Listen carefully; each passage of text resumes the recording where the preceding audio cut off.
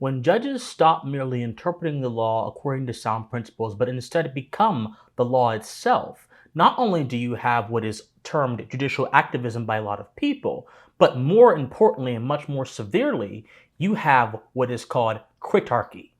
And Kritarchy is the poison that hollows out the American Republican system. And in this video, we're going to explore how this particular poison is taking hold over our country in recent months, and how we as thinking people and Americans can 100% push back against it by reasserting civic virtue, by standing on the solid ground of first principles rooted in the foundational philosophy of our country, and most importantly, recognizing how institutions shape our moral character and how we can then in turn shape their character. But before we explore this, my friends, I hope all of you are doing well. Thank you so much for being here. I am Christian Watson. If you enjoy political and social commentary with a philosophical bent, then I must implore you, please like, share, comment, subscribe, do whatever you can, my friends, to ensure that our message is successful. We are building a vehicle for civic revivalism, my friends. And this civic revivalism is going to include the forceful and muscular reassertion of foundational American principles, of foundational Enlightenment principles into the modern discourse, and then a corresponding strong defense of them in the public arena. And this civic conservative project can only work, however, with your support. So if you wish, you can donate, like, share, comment, subscribe. All of that helps me continue to bring you good content. Thank you guys so much. Now please enjoy the video. So before we actually look at instances of what I call Kritarchy overtaking the judiciary and being the current dominant mode of engagement that many judges are currently using as they address contemporary and social issues, it is well to define any term before you endeavor in showing its effects in the world, or you endeavor to make an argument against it. It's the only intellectually honest thing to do. So Kritarchy can be defined as a point when the judiciary, which is simply meant to be a component part of an entire system, tries to become the whole system by taking upon and encroaching upon the duties and powers of other parts of the system, in the American sense of the legislative branch, Article 1, and the executive branch, Article 2. So in the main, Kritarchy is when the judiciary doesn't just overreach, it consumes. In general, Kritarchy is when the judiciary stops interpreting the law, which is its legitimate function, and instead begins to embody the law and seeks to position itself as sovereign over all domains and areas of government. Again, overreach is far too of a limited term when it comes to this, because overreach implies that there is a proper boundary for the branch or the person that is going over their limits, whereas Kritarchy redefines boundaries and remakes them in the image of the branch overreaching, in this case, in the image of the sheer will of the judge. This is the crisis we are currently going through. The old criticism of judicial activism is no longer sufficient in order for us to handle the problem we are now dealing with. So I would encourage all of you to please drop that. Just please. Anyway, so Kritarchy, I think, is being shown quite generally in many of these cases, but most importantly in a concept that has become rather fashionable over the past few decades in American judicial rulings, called the concept of universal injunctions. A universal injunction is when a judge issues an order and restrains a particular branch, in this case the president, from doing something and just completely just stops them, and stops them in every case until further hearings are made. Now, in a case where a universal injunction clearly treads upon the legitimate powers of the president, what you have here is no longer a judge interpreting the law. You have a judge using their particular will to shape how they wish to see the course of events go. In other words, they are acting as the executive themselves. Let me give you a few examples of this. So there have been many examples of this particular thing happening, but there's been two that I think are particularly interesting.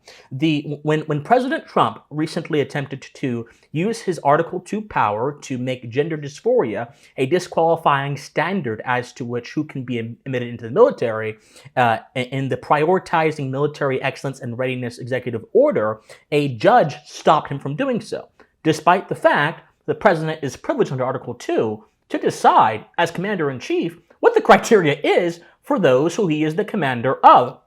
Another example, in Washington v. Trump, a Reagan-appointed judge, Judge John C., I can't pronounce his last name, issued a universal injunction in the form of a temporary restraining order barring the administration from implementing executive order which would curtail the practice of birthright citizenship.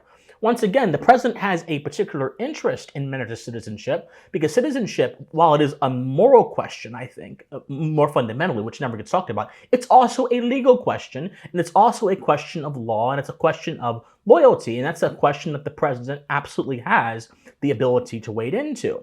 And most of these rulings are issued on the basis of proceduralism. They're issued on the basis of precedent or issued on the basis of something that is anterior to actually understanding the roles and duties of the branch that they're being addressed to, which is part of the problem.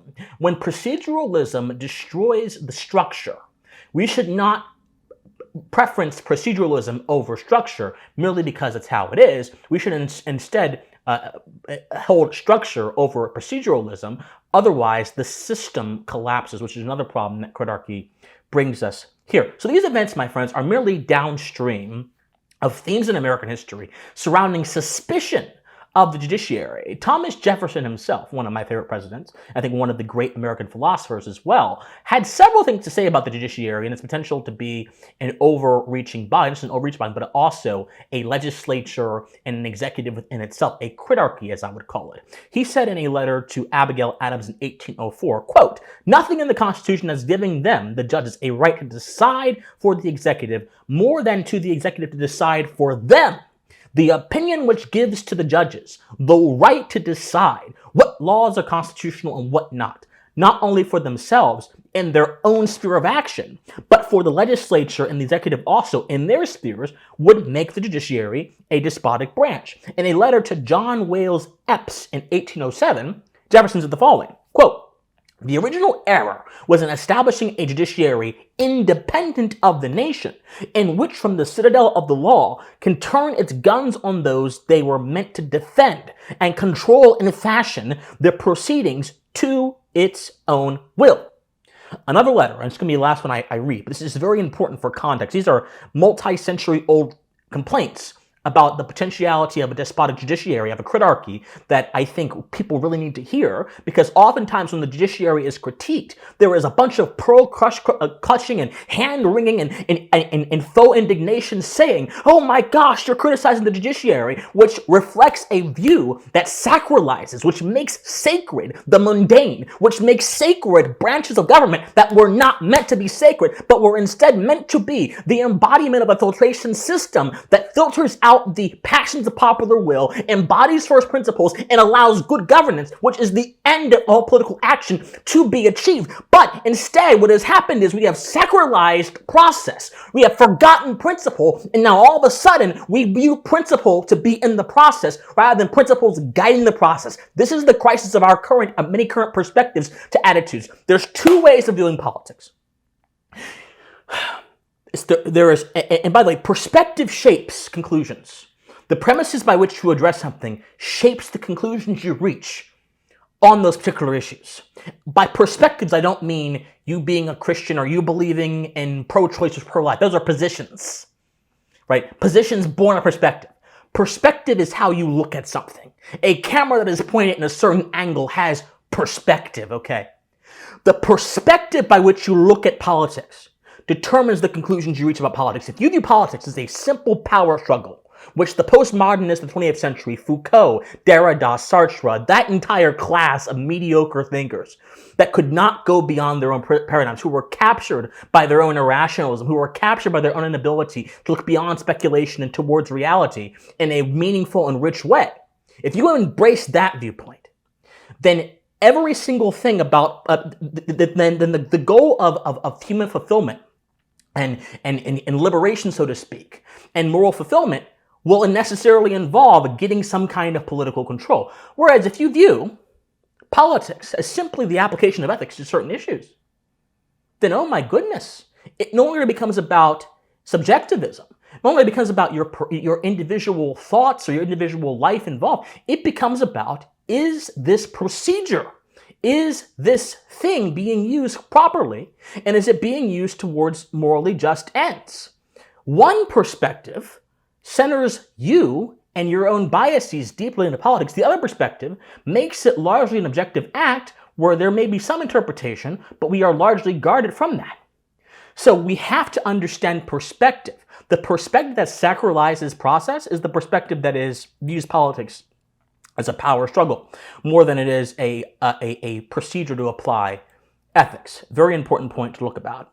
So there is a history to this, my friends. This didn't just come out of a vacuum. We have to understand the history. But we have to also understand that the real threat of Kritarchy is not merely that it sacralizes process, not merely that it causes the judiciary to consume the functions of the other branch, not merely that it creates a despotism. All those things are very important points. But also that American republicanism, civic virtue, and moral principles that constitute our constitutional order are threatened by this rising Kritarchy. And the nature of this foe governance must be effectively exposed by understanding where it comes from. So, we can go all the way back to the early 20th century, where there was a perspective, late 19th century, early 20th century, there was a perspective that the Constitution was far removed from the everyday lives of people, and that the role of the judge would then therefore be to bring forth legal opinions that are bound by the considerations of the everyday lives of people, by the lived experiences of people, rather than by the principles that enable their gable to even have any effect in the real world at all. This became the idea of sociological jurisprudence, purported by this man named Roscoe Pound, who was a scholar. And this idea became quite popular with justices like Oliver Wendell Holmes and others, who began incorporating social science, so to speak, into their judicial rulings. In fact, one of the most consequential rulings in the past few decades, past century or so, Brown versus the Board of Education, was so mightily influenced by this jurisprudential approach that it itself actually used social science to back up its conclusions. So around the time you had this sociological jurisprudence going on, you had this notion that the Constitution was an impediment, not a foundation, to the actual role the judiciary should be embodying as an arbiter of social issues, as a tool of social control. Then this discourse went into the idea of the living constitution, which was actually pretty popular leading up to 1937, which is when a lot of scholars say everything, the entire disposition of the courts changed. And the idea of the living constitution was that not only should the judges be looking towards modern issues to make their decisions, but more generally, the Constitution itself should be updated, because it itself was mechanistic. The word they used was Newtonian, and society is like an organism, according to this viewpoint, Darwinistic, they said, and therefore the Constitution should be seen to evolve as time goes on. Now, the Warren Court, one of the most consequential courts in many cases, who did some good things, but also set up, I think, some precedents that are ultimately were terrible for checking the power of the judiciary. The Warren Court had this tension between natural rights 18th century discourse, where they reasserted forcibly and correctly the importance of natural law and natural rights and guiding how the judiciary should look at about certain issues. Perfectly fine. But while doing so, they blew up the foundations of any rational natural rights consideration, and then themselves said, we also think the Constitution is living as well. It should also change and adapt to the times. So this tension within the Warren Court between the living Constitution and natural rights was never resolved, and it opened up the door for a lot of judicial interpretation of the law, which then opened up the door to a Kritarchy. So a paper called The Warren Court and the Pursuit of Justice actually says this quite well. And when it talks about how the Warren Court dealt with not just legal questions, but also political questions like reapportionment.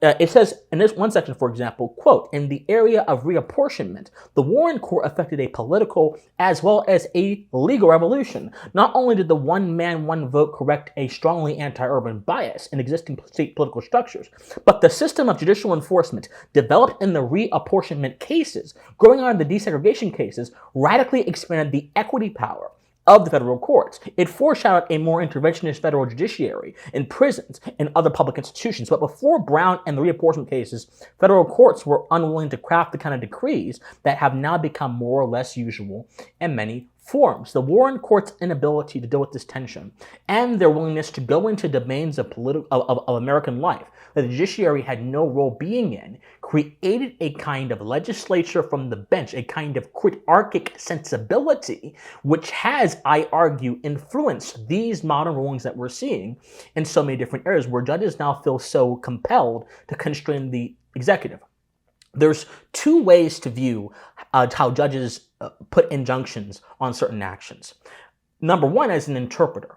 If a judge exists to interpret the principles of the Constitution and make sure they are being followed by particular actions, then an injunction is going to be very specific, very limited. It's not going to be overreaching. It's going to firstly assert those principles while also leaving itself open to interpretation. But if it is instead about not just answering existing constitutional questions, which is what judges are actually supposed to do, but creating new questions to justify new areas of authority that were not originally intended for judges to possess, and therefore creating a Kritarchy, then that is going to mean they will go into domains they need not go to and try to have some kind of finality, some kind of overarching control over those domains, rather than simply interpreting. Interpreting is a less intrusive practice, philosophically and legally, than going in and forcibly seizing the processes of the executive. And that's what we're dealing with right here, my friend. So, Republicanism as a principle, as a system, is a filtration system for the errors of mass delusion and ideological unwisdom caused by mass democracy.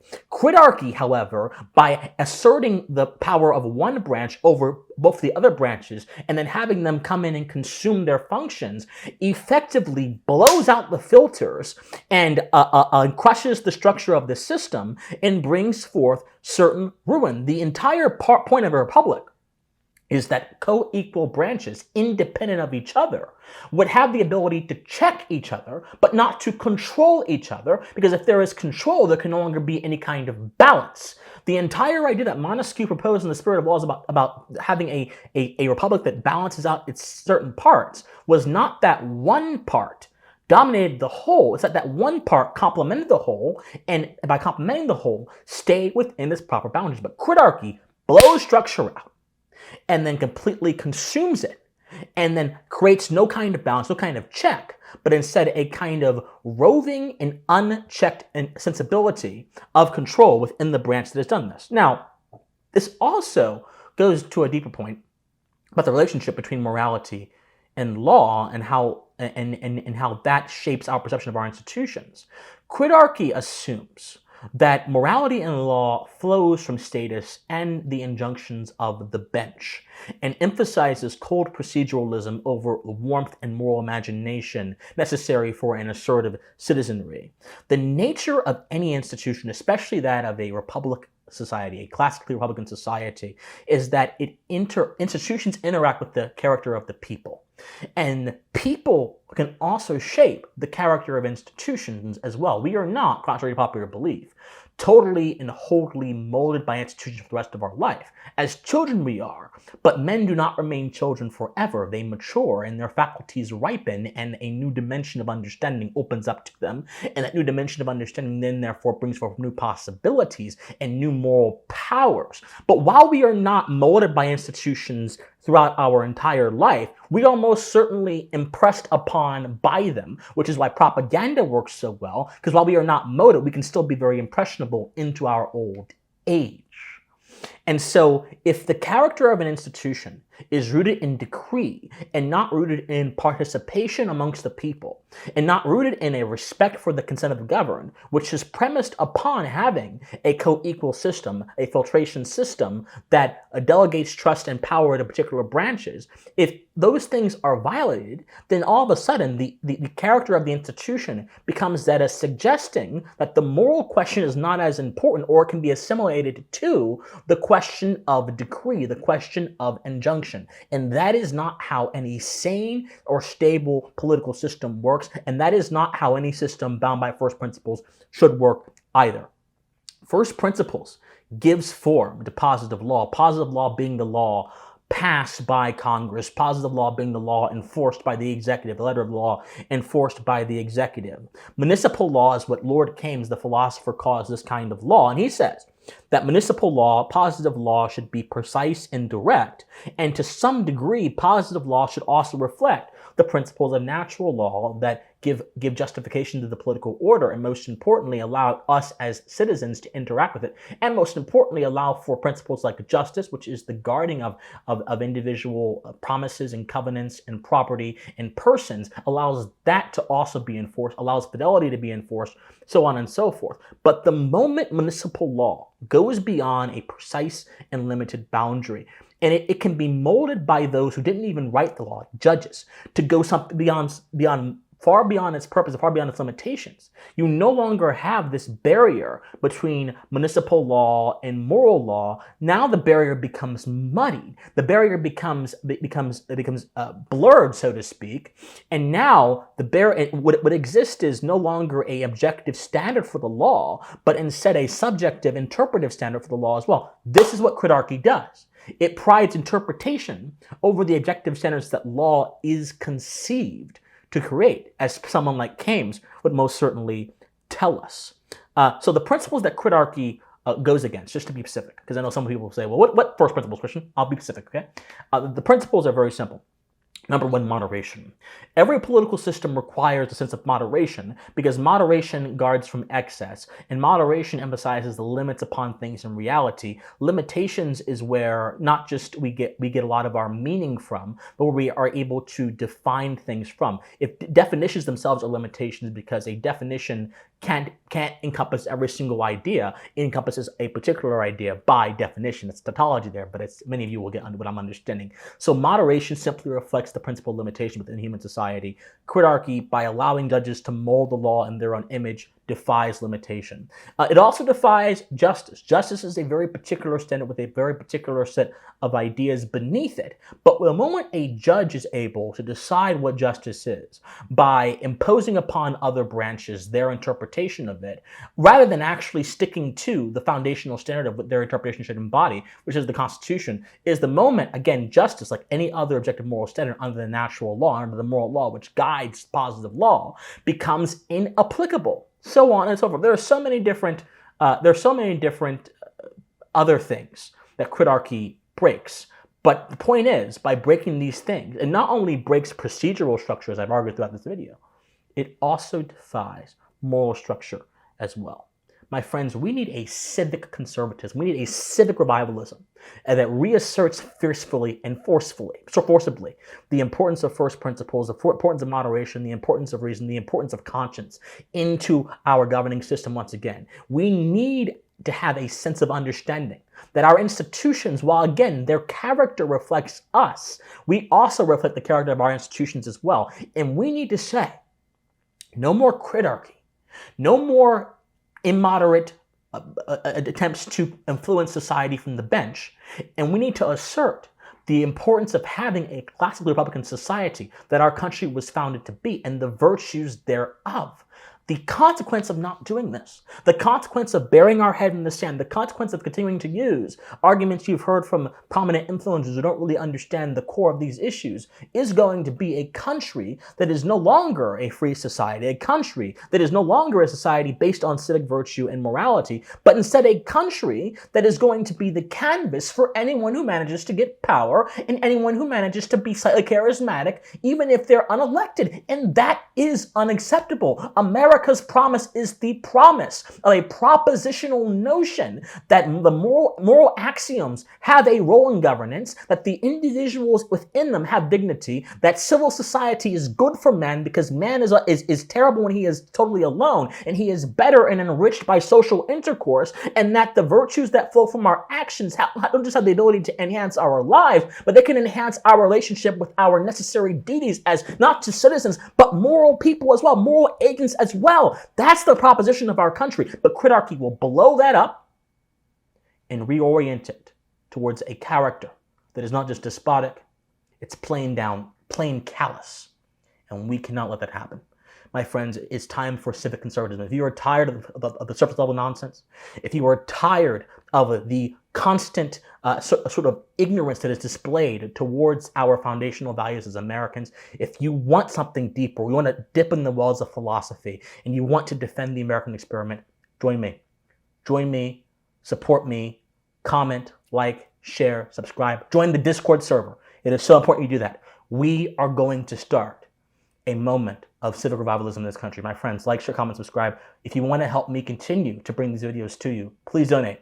Donations help me quite a lot, and they help me continue to bring you good quality content. My friends, study history, study philosophy, remain morally convicted, and please stay pensive. I love all of you.